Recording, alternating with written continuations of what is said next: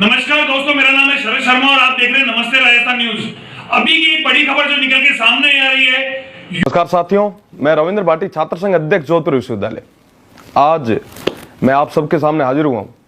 सबसे बड़ा मुद्दा आज के समय में स्टूडेंट्स जहाँ एक तरफ कोविड की वजह से परेशान है, महामारी कहीं ना कहीं आज सबको इफेक्ट कर रही है, और दूसरी तरफ राज्य सरकार और केंद्र सरकार ये दोनों ही अलग अलग गाइडलाइंस दे रहे हैं।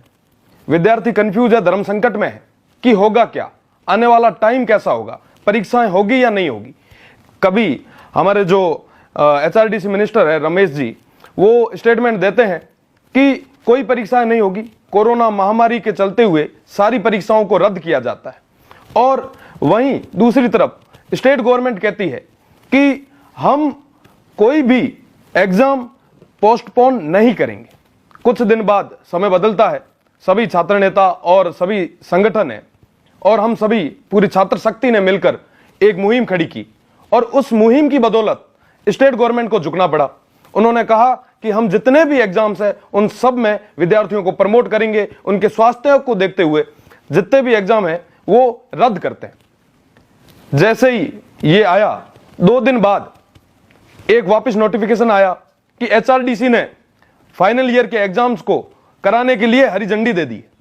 मैं पूछना चाहूंगा HRDC से कि कई सारे, मैं पश्चिमी राजस्थान से आता हूं, मैं अगर यहां के विद्यार्थियों की बात करूं तो सभी ग्रामीण परिवेश से आने वाले विद्यार्थी वो जोधपुर तक आएंगे कैसे।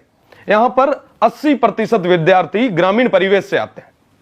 मैं अगर बात करूं मेरे जिले की, मेरा गृह जिला बाड़मेर है और मैं जोधपुर में रहता हूं। मेरी पढ़ाई यहां से चल रही है। आज के टाइम में वर्तमान परिवेश में लॉकडाउन है, बाड़मेर के अंदर लॉकडाउन है, वहां रहने वाला बच्चा यहां पर कैसे आएगा। इस परिस्थिति में मैं निवेदन करना चाहूंगा स्टेट गवर्नमेंट से और केंद्र सरकार से कि आप इस मुद्दे को लेकर, परीक्षाओं को लेकर, ये जो धर्म संकट की स्थिति पैदा हुई है इसको स्पष्ट करें और विद्यार्थियों को इस धर्म संकट से निकालें। मैं अभी थोड़े दिन पहले मैं विश्वविद्यालय में गया। स्टेट गवर्नमेंट ने जब बोला नहीं था, स्टेट गवर्नमेंट की गाइडलाइन आई नहीं थी एग्जाम्स को लेके, तब मैंने प्रदर्शन करते हुए कहा था कि विश्वविद्यालय से मैंने पूछा था, मेरे सामने हमारे विश्वविद्यालय के जो मुखिया है VC साहब थे, उनसे मैंने पूछा कि आपके पास क्या व्यवस्था है कि आप पूरे कैंपस को सैनिटाइज करवा सको। आप मुझे भरोसा दिलवा सकते हो कि यहाँ पे जो 3.5 लाख स्टूडेंट इस पश्चिमी राजस्थान की सबसे बड़ी जो यूनिवर्सिटी है इसके अंदर है, उसकी स्वास्थ्य की जिम्मेदारी आप लेते हो। तो वो कह रहे हैं कि साहब हम नहीं ले सकते जिम्मेदारी। अगर आप जिम्मेदारी नहीं ले सकते तो आप उनके एग्जाम्स कैसे करवाओगे। मैं पूछना चाहूंगा आपसे, मैं पूछना चाहूंगा HRDC से कि आपके पास उपयुक्त संसाधन है, क्या आप जिम्मेदारी लेते हैं उन बच्चों की। वो फाइनल ईयर के बच्चे हैं, वो जो 12 साल तक 12वीं करके आए हैं, 2 साल तक फर्स्ट ईयर सेकंड ईयर 14 साल पढ़ के आए, क्या अभी भी उनको अपनी शिक्षा की गुणवत्ता बताने की जरूरी है, क्या आवश्यकता है उस चीज की।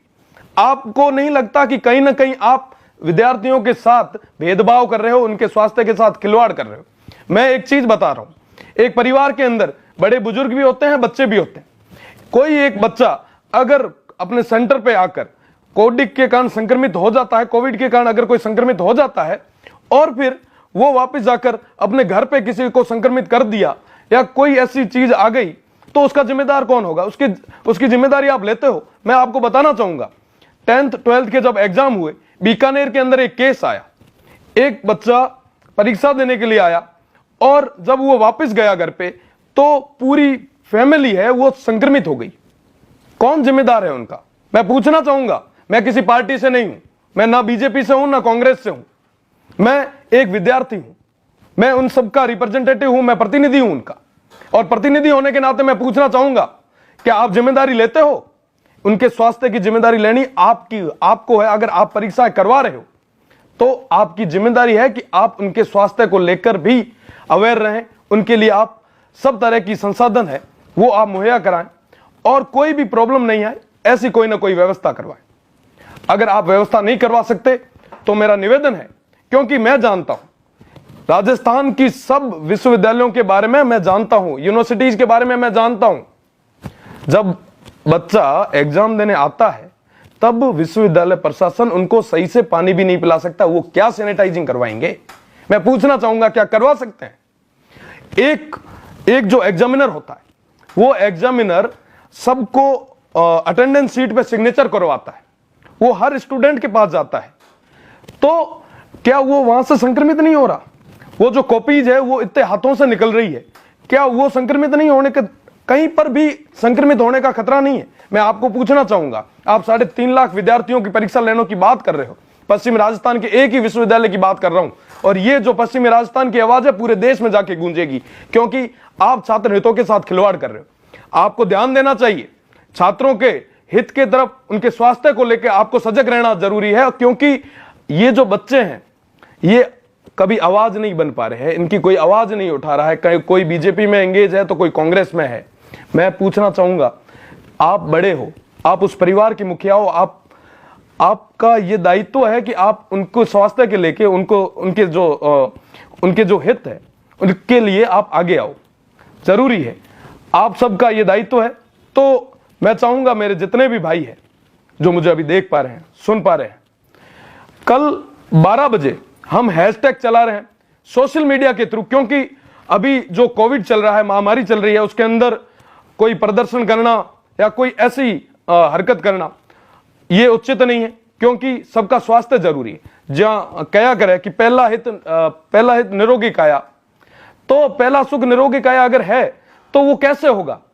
तो आप सब काले 12 बजे हैशटैग नो एग्जाम MHRD आप चला ये मुहिम ना सफल बनाओ, और जो पश्चिमी राजस्थान में जो उठोड़ी आवाज है वो ना जगह दिल्ली रे बीना जो सूतोड़ी प्रशासन है वो ना जगाउंड वास्ते आप सब ने एक होना पड़ी है, आवाज आप रही है, ये आवाज ना बुलंद करन रो, ये जो आवाज ना बुलंद करन रो दायित्व है, आप रो ये कर्तव्य है।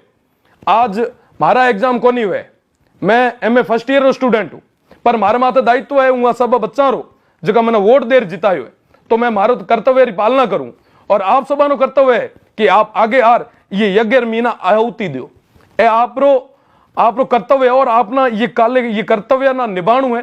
काले 12 बजे आपना ये हैशटैग रमीना, ये मुहिम रमीना आणु है, और पूरे देश ना ये तरफ ध्यान आकर्षित करना है कि साहब आप जितना भी विद्यार्थी है हमारा उमर बेड़ो आप केतन केत गलत करो, और मैं कतई उमर हित ना लेर कदे भी मैं गलत हो तो देख कौन सका।